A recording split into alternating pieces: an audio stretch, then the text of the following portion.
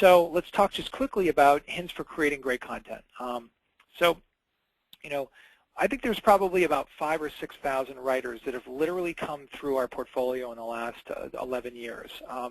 We look at them, we analyze them, we grade them, we scale them. We have databases that keep track of who's hot and who's not. We divide them up into different niche industries that they are an expert in, and we call on them as we need to for assignments. So that's, what do you look for in a writer? So you've got all this data, you've got all this SEO. What do you look for? Because at the end of the day, creating great content is the key. So I think that you're going to see both from us and hopefully from other people, because we all need it, some ways to do some really interesting screening of proficiency and analysis of writer skills and strengths and weaknesses. But these are some interesting ideas that you can think about the people that you interview and the people you're hiring to create content for you. Do they have any of these characteristics? If they don't, then I'd run for the hills. I think writers, the big void right now in the industry, in my opinion, is understanding how to listen to your customers' wants and needs. We know we can go to your search box and look at the frequently searched upon terms, which would give an indication perhaps for what people are searching for. And by the way, that's probably the best research tool you have right now on your website.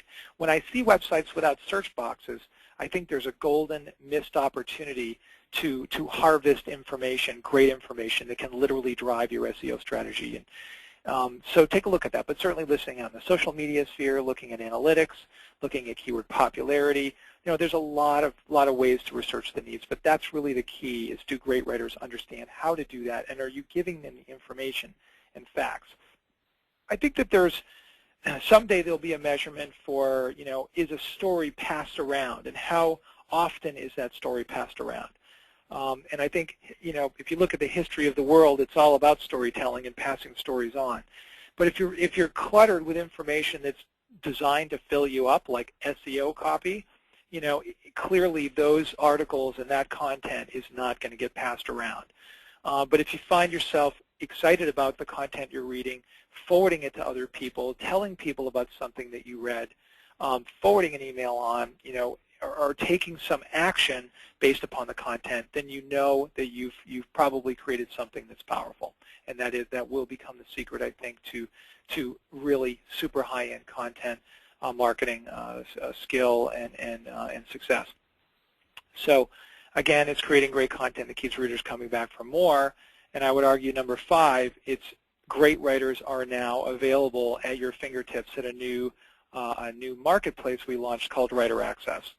So we've spent a lot of time, over the years, and I'm only going to talk about this for about 45 seconds. You can go check out the marketplace yourself. But the net of it is, we wanted to create a marketplace where anybody could go to make a small deposit of $50 that goes in an escrow account that's 100% refundable, and to launch a project that would be easy for a writer to pick up, with the instructions and the information on that project that would allow them to execute it efficiently and effectively and timely. And you can determine the time that you want a writer to write it. And the net of it is, you push it out and writers pick it up magically in a matter of minutes or hours. They'll pick up your assignment and run with it. And what you really want to do is you want to use Writer Access as a filter to find what we call your love list of writers that you really like their work on. So it's really up to you to, A, learn how to enter projects properly. You can also enter projects with keywords in them that our technology will score against. Our technology is also checking for copyscape, which is really cool, so you won't have any duplicate content issues for any of the content that you're creating. So we're pre-flighting the content that goes to you, and if you're not happy with the content for any reason, you can reject it and not pay for it. Your dollars stay in the escrow, and you can re-put the job out there again. When you find somebody you love, then you can add them to your love list, and that becomes really important for you for building a portfolio. So we're very excited about Writer Access. We think that the Writer Access can help make the web and the world a better place with great content. It's a great marketplace, and it's really, we're actually publicly announcing what the rate split is. Writers are paid 70% of every initial minimum amount that you need to pay for an article to be created, but then you can decide a bonus amount that you want to be paid upon that minimum, and 100% of that bonus goes to the writer. So writers could end up making even 75, 85, whatever the percentage is based upon your bonus value. So we're very excited about this model, and we think it can scale big and really allow you to access great writers. So I want to talk just real quickly, and I'm talking super fast here, about the tracking ROI. So the first way we track ROI is just looking at monthly listing positions impacted by content. So we can go in and say, okay, how much content did we publish, and what was the overall improved listing positions in the total listing positions gained for the keywords that we were focusing on for any content we created, the keywords in that silo. Next, we can look at a more granular. We can look at improved listing positions by keyword silo. So maybe for our wedding client, we have 28 different silos. We can look at each of those silos, see how much content we created that was targeted for that silo, and the actual listing positions that are gained. The next thing we can look at is improved traffic impacted by the content. Again, we're tracking the published date of the content and the lift in traffic brought into WordVision through Google Analytics.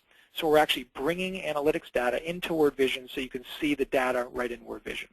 We're also tracking increased traffic by keyword silos, just like I showed you before. We're also, you're also able to track repeat visitation from any content you published, looking at return visitors for particular periods of time that you can correlate directly into the content assets you've published. You can also look at tracking increased time on site for any newly published content on a per-page basis. For example, when we build tip and advice centers, we can look at not only new visitors, but the time on site and the action that they took from that content. We can, of course, look at improved conversion rates using Google Website Optimizer. We're one of a few certified partners. I'm actually flying out to San Fran next week to meet with Google about some new breakthrough stuff that they're developing for GWO. And you're also able to track the leads that you're developing from any content you've published that are downloads. So you're building stuff much like we have on idealaunch, where you can download a content asset. You can actually bring that data right into Salesforce and see exactly what they downloaded, and then track their sales cycle by the interactivity of the content. You can also track the sales from people that were interacting with your content and look at actual deals that are won or deals that are closed based upon people that have interacted with your content.